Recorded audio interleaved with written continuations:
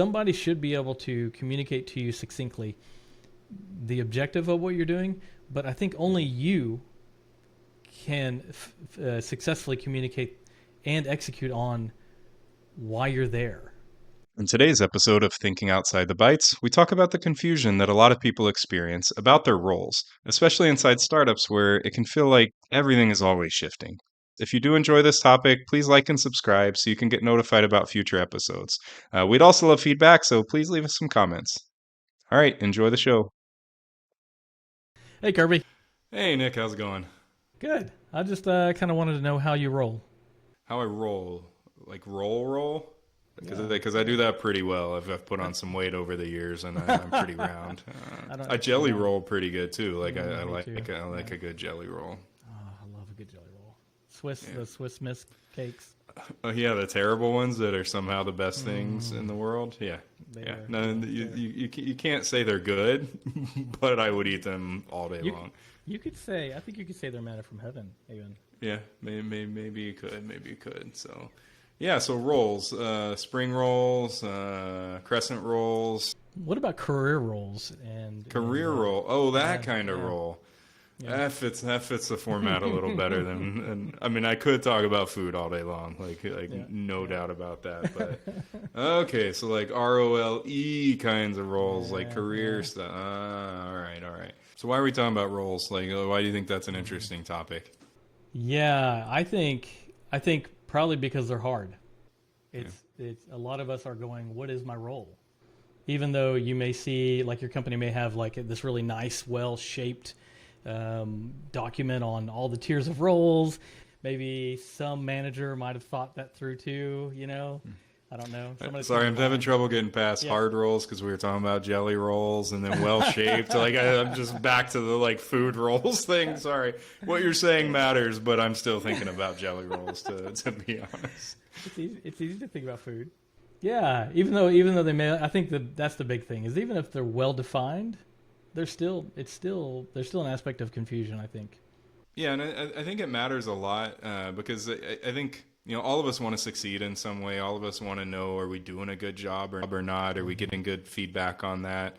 And a lot of times, if you don't have that clarity and you don't really know what your role is, then you also don't know what it means to be doing it well. And I think that, amongst other things, can be reasons that it's just uncomfortable when it should be comfortable. Yeah, you're trying to dance on a line that may not exist, right? Like you're trying to find where you belong and why.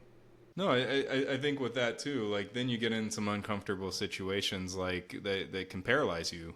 Like feel like, well, okay, is that actually somebody else's job? Like, should they be doing that? If I go do that thing, am I going to be stepping on toes? And like, when really all we really want to be able to do is just do great work. Yeah, that's a great point, and I think that's why this discussion matters. Because I think at any given point in time, most likely just about everybody who's either watching, listening, or thinking, or even in our industry or outside of it, I think we've all at one point in time gone, what am I doing here? And am I doing the right thing? And like I said earlier, I've been in leadership for a long time, and I've seen that like cause people actual pain in their jobs before. And a lot of times too, you have teams that you want teams to be collaborating really well together. And when people are feeling like that they don't know what their role is, then that not only affects them, but it can affect their team. Yeah. Have you? Well, I'm sure just from what we've just been talking about, what's a couple times when you found yourself in a role unknown? Yeah.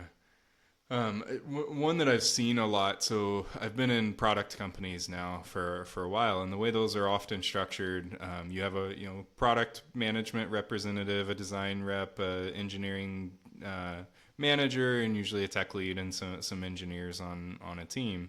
And a lot of times in startups or scale-ups where they're growing really fast, you don't start with that structure. So maybe you have product management, but you don't have engineering management. Maybe you have engineering management, but you don't have product. Maybe you didn't need a designer at first because you had some like front end devs that can do design stuff. And so people's roles are these like super ambiguous things, right? Like especially at startup world, you don't need a lot of that clarity because you just grab whatever you need to grab and you go do it. And then you start to hire people from the outside An example of this is I worked at a company that had product managers before they had engineering managers. And that product manager would do everything from user stories to project management to, task assignment. They'd run the stand-ups. Like all of those kinds of things were done by a product manager. But obviously that's not a great long-term setup. I mean, you bring engineering managers in because you want people to help guide the careers of the engineers that understand what it is to be an engineer and all of that kind of stuff. And so, but then what ends up happening is the job that somebody thought was the job they're supposed to be doing changes. Like it gets yanked out from underneath them. And so no longer are they like managing projects. No longer are they on like the execution side quite as much as they were before. And then they're left wondering, like I've seen product managers go, well, what do I do now? Like, what is my job? I don't really know.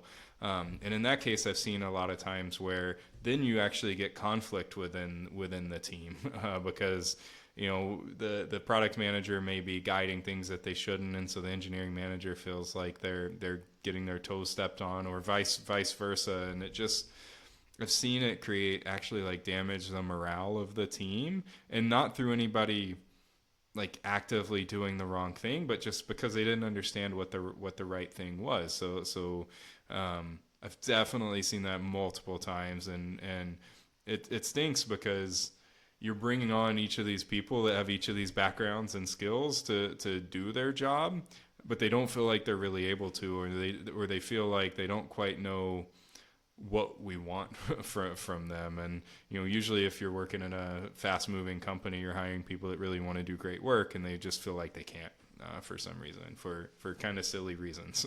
Right. So I've definitely seen that. Likewise, a lot of similarities. It's interesting you bring up what you did about the kind of product owner minutia and that person filling this kind of negative space of product, right? Because that's where I've seen it in my own personal career, where I've looked around and the old adage of, hey, see a hole, fill a hole, and acting like that's a good thing, which normally, like in terms of initiative, great thing. However, in terms of like your established role in understanding what you should be doing to help the bigger kind of like meta group, that could really be harmful, right? I could be trying to fill in a role of the product owner when at the sacrifice of me doing engineering work, or something. So like the idea that, well, I'll just take on this additional role. It'll be low cost. It'll be like, it's like seeing a comment in code like that says to do, or I'll come back to this. This needs to be refactored. When most engineers full well know we'll never go back to that code. Yeah. And so that's the same thing here, is that when we're trying to fill multiple roles, or our own role is nebulous, whether it's our fault or whoever decided to like put these things in place, poorly defined roles. I think it can be extremely harmful to like you were saying, like morale, cognitive overload. Like if you don't know what you're doing, then you're going to end up doing everything. Yeah. Right. It's the great philosopher Syndrome from The Incredibles said, if everyone's super, then no one is. Right. And I think this is indicative of this problem of why people quit, or they move on, or they become disillusioned, and you get stuck because you're like, am I fulfilling the expectation of the job, and also how do I exceed that? Yeah. Right? How do I go beyond that? And we can placate individuals by doing reviews and feedback requests, and all these things are really important. But I think not having a well-defined, well-rounded aspect of what's my role and what do I do to go beyond that role in terms of like performance-wise, I think without those, you're kind of just swimming in a big ocean, waiting to find shore. Yeah, and I think it's important to realize too that like I've always been a fan of well-defined roles with clear accountability, but also being able to step outside of that, right? So for example, and I'll go back to kind of a product engineering design layout, right? So the product manager has a set of responsibilities. The designer does. The engineers do. Like everybody has their part they're supposed to play, right? The thing that shows up in the career path of, do this, do this, do this. It's in the job description. For this job, you'll be doing these sets of activities, and success looks like this. You have your job to do, but a great working team is one where people help each other in their roles. And so, I believe, for example, an engineer should know about the customer. They should know why the work they're doing is important, and why something is a priority, and they should be helping with priorities. Like if you know what you're working on really well, you know what's important to your customers, which if you follow the strict definition of roles, product owners, product management are responsible for taking the voice of the customer and prioritizing things that will solve problems that they're having, right? Yeah. Like that's typically a role of product. But you don't want that to be such a strict thing that engineers have no say in it. And product managers, when they're prioritizing and when they're working on the roadmap and the backlog, they shouldn't be ignorant of tech stuff either. They should understand the engineering problems that need to be solved.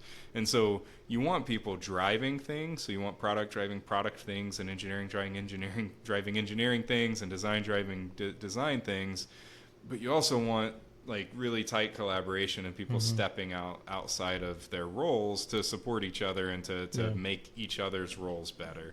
And so I think like having that clarity in roles is really important, but also knowing that you shouldn't be sticking to that. Like, well, that's not my job, that's your job, or anything like that can be just as harmful as not having clarity in the roles themselves. Yeah. So then, that's such a great point. So then, why is this so confusing, right? Everything you said totally resonates, on the mark, but there's still this like air of confusion and almost pain when you face a role, when you're like, oh, that's kind of daunting. Like, I'm a staff engineer, there must be a lot expected. Or I've read the Eric, the book Staff Engineering, like great book, but it's just like, what do I do? And that book even addresses a lot of this, where it presents these 4 different engineers, same title, different responsibilities. Yeah. Why is this so nebulous? Is it because we want a box, or is it because we don't know how to deal with agency and freedom? Yeah, it's a great question, and I think it's got to be some of both of those. And I think we also all have a history. So I've worked at some big companies, I've worked at some small companies, everywhere in between, and a lot of times what's expected differs. So I'll talk about agency for a second. One time I had an offsite with all of the engineering leaders on my team. So our chief architect and a lot of the other people that were engineers, the leaders amongst the technical group of engineers. And we were talking about empowering people and working in a world with autonomy, with agency, where people are able to say, this is what we should do, and I'm going to go do it. I'm not going to seek permission. I'm just going to do it because it's the right thing to do. And they know enough to make that happen. And I still, to this day, remember our chief architect, and he asked a question like, in a world where you've given that much agency to people, are there people who will do well in that world where an engineer is really empowered, and are there people who might not do as well? And I've spent a lot of time actually thinking about that question. I think one of the things that determines whether somebody can act with that agency is, where did they come from? Did they come from a world where there was heavy process, where the job of an engineer was to just take a ticket and do the ticket and move it over in the Kanban board, and then you're done with it, and that was what success looked like? Well, if they're coming into an environment where that's not where success looks like, where it's like, no, we want you to help decide what should happen and how it should happen and why that's important, they've never been in that situation before, and so there's like a skill to be gained in it. Right. I also think, unfortunately, a lot of people get their hands slapped over the years for trying to branch outside of the strict definitions. And so if they worked at a company where, again, like your job is very strictly defined and you try to do something different and it gets shot down in some way, well, then you're kind of never gonna do that again. But then some people work in a world where they just worked in a startup where there were like 5 people in the whole company, and that job of that person looks very different than the job of somebody else. And so you throw together a bunch of people that have a bunch of different experiences that have worked at a bunch of different companies that defined these roles differently, and there's just going to be confusion. Like my daughter says, I am confusion. Like that's going to be the case. I think with it. And what do you think? Why do you think it's so hard? Yeah, along the exact same lines that you're kind of highlighting here is, I think, at least my career, my past has told me that whenever I'm confused by something, generally it's because there's context that I'm missing. I look at the role of EM much differently than you do. Even having been in the close proximity to you, I inherited some of your traits from that, but in my 30 years of career, I have taken on so much more. Also, we talk about the company and the environment and the structures of bigger companies, smaller companies. And I think that's why this topic is a very difficult thing for people to grapple with, because when you see a title, we love that. We love a classification. I can understand the title. But fortunately and unfortunately, because we're individuals, you look at the title and you understand it through your own lenses. And I think that's what needs to be communicated, right? You get presented with a list of things. Your role, my role is this. I think there should be a reciprocated list going, thank you. I understand the structure, what's expected of me, the org, and what's expected from you as my EM, for instance. Here's my expectations as well. And here's what I believe this list really does actually look like, given all the dimensions that I have. I think that's one of the, in my opinion, that's the way I've come to peace with this confusing topic. Yeah, total 100%, and I think that that alignment on what those things is, with like real concrete examples of like, okay, you say mentorship is part of my role. Here's what I think that looks like. And some like very behavioral kinds of things. Like that means I'm going to meet with people regularly and I'm going to give them advice and we're going to check in on this kind of frequency. Like putting some structure around that based on concrete actions, I think that people take and can really help people get aligned. And I think it is really important that the manager and the employee are super aligned on what that role is, because otherwise, like, how do you know what success looks like? How are you measuring performance and all that kind of thing? Right. And you get this area of effect. So how would you address this, Kirby, in your organization? Right, you've probably already done this a few times, but the area of effect is this: I'm hired as a software engineer. Here are the very clear constraints of what that means, concretely, and we have to do that because our organization has 2,000 developers. Our engineers, and there has to be some bar, right? We have to understand where people are, and are you kind of meeting what you're doing, or do you need help to kind of get across that finish line? So that's understandable. That's pragmatic. Like, we know that must exist. Rules must exist to fulfill this aspect of the law of what you are and what you do. So how then do you navigate that? Because again, I think if you leave out context, all you're doing is seeking to demoralize either the person involved or the person who's hired this person. Yeah. No, I have a very concrete example of this. So actually, I'm not going to say this. I'm not going to tell this. I'm not going to tell this story because this is too personal and people know who I'm talking about. So I'm not going to tell that one. You can't change the names to protect the innocent? That's fine. No, because it's one of those where you do an employee survey and there's one person on the team, but it's anonymous, and so you know exactly who said what. I love that. I think the important thing is that we always bring humanity into the picture, right? Like there's the words on the page, and then there's the practical reality of what's going on. And so if somebody's having a great impact, but they're not meeting this one part of the definition of a role, but they're meeting your expectations that you've set with them, that you're talking about regularly, then they're doing a great job. Yeah. And I think it's very easy to forget that, especially when performance review time comes around and you have to go through a checklist of some sort and you're like, well, they didn't do that or didn't do this. Yeah, but did you set that expectation with them? Did Right. you, like, is that actually what you want them to do? Because, like, in the end, and I probably shouldn't say this being in a leadership position at many companies, I don't really care what the words say, Yeah. other than they can help, create some equity and make sure you're treating people the same.